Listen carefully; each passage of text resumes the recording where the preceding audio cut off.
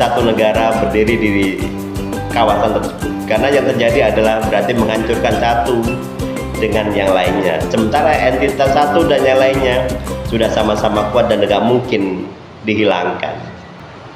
Assalamualaikum warahmatullahi wabarakatuh. Sahabat yang dirahmati Allah, hari Kamis yang manis, mudah-mudahan rezeki kita semua dalam keadaan manis. Amin. Sahabat, sekali-kali kita masuk pada wilayah isu-isu internasional, barangkali kita kecipratan semakin mengerti tentang pergolakan dunia yang semakin tidak menentu. Nyaris tidak ada lagi blok barat, blok timur. Semua hari ini berkolaborasi, bersekutu terhadap kepentingan negaranya masing-masing. Tapi sebagai sebuah komunitas Islam, kita tentu selalu punya keprihatinan yang mendalam terhadap Gaza, Palestina, dan tepi barat. Sahabat semua, kita tentu masih sangat ingat ketika ujuk-ujuk Presiden Trump membuat satu inisiasi, yaitu mendirikan organ yang bernama BOP, Board of Peace untuk Palestina. Badan ini dibentuk oleh Trump dengan melibatkan beberapa negara muslim besar lainnya, ada Indonesia, Pakistan, Mesir, dan lain-lain. Meskipun di Eropa sebagian seperti Prancis itu menolak eksistensi BOP, Badan Perdamaian. Kita tidak mengerti motifnya masing-masing, tapi yang terpenting Indonesia sebagai sebuah negara memiliki perhatian yang mendalam terkait nasib Palestina. Dari mulai Bung Karno sampai hari ini Presiden Prabowo selalu melibatkan diri dalam hal-hal sifatnya teknis kemanusiaan dan mendorong terjadinya kemerdekaan Palestina. Tapi semua seolah-olah masih belum menampakkan hasil. Kenapa? Ya karena memang ini ada kelompok kepentingan global yang luar biasa besar. Salah satunya pasti Israel. Israel meskipun bagi sebagian banyak kita mengatakan dia mencaplok, mengambil hak Palestina, tapi kenyataannya hari ini dia adalah entitas negara yang kuat dan disegani. Nah, apa posisi Indonesia, sahabat?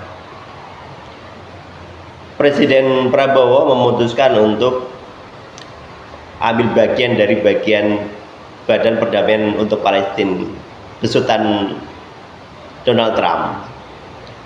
Reaksi muncul dari dalam negeri, baik dari kelompok moderat maupun yang agak keras.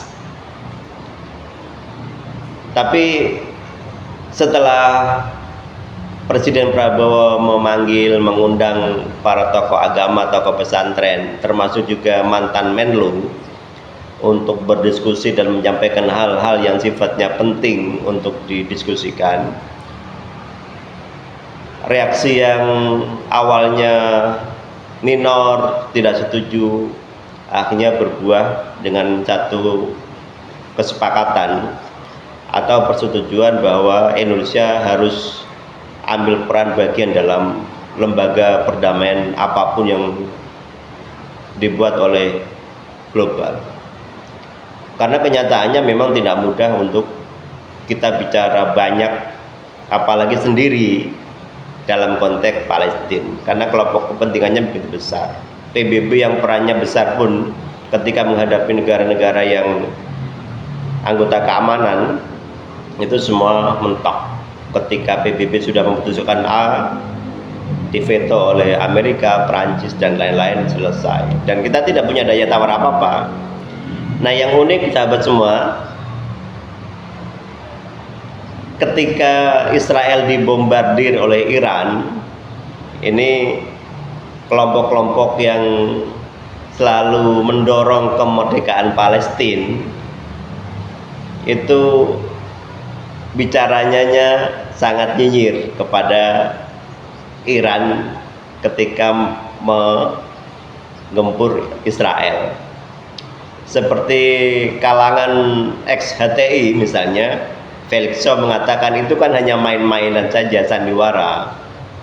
Padahal kenyataannya sahabat semua, ketika Iran menyerang Israel, setidaknya warga Palestina baik di Gaza maupun di timur barat atau tepi barat, dia bisa tidur nyenyak, sehingga suplai logistik juga relatif lancar.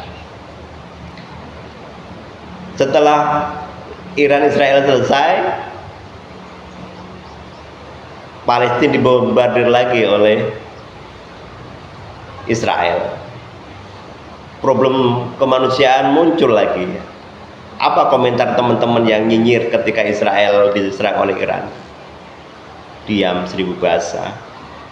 Pertanyaan saya kemudian, sebenarnya maunya teman-teman yang ribut terus menggunakan isu Palestina sebagai konsumsi isu politik, maunya apa? Hanya ingin memanfaatkan isu Palestina untuk menggalang opini, menggalang bantuan, atau memang sejatinya mereka mendorong dan menginginkan Palestina untuk merdeka? Karena hari ini sahabat-sahabat semua, terus terang, termasuk yang menjadi konsen Presiden Prabowo adalah bagaimana kemanusiaan, bagaimana kemerdekaan Palestina bisa cepat terlaksana apapun caranya.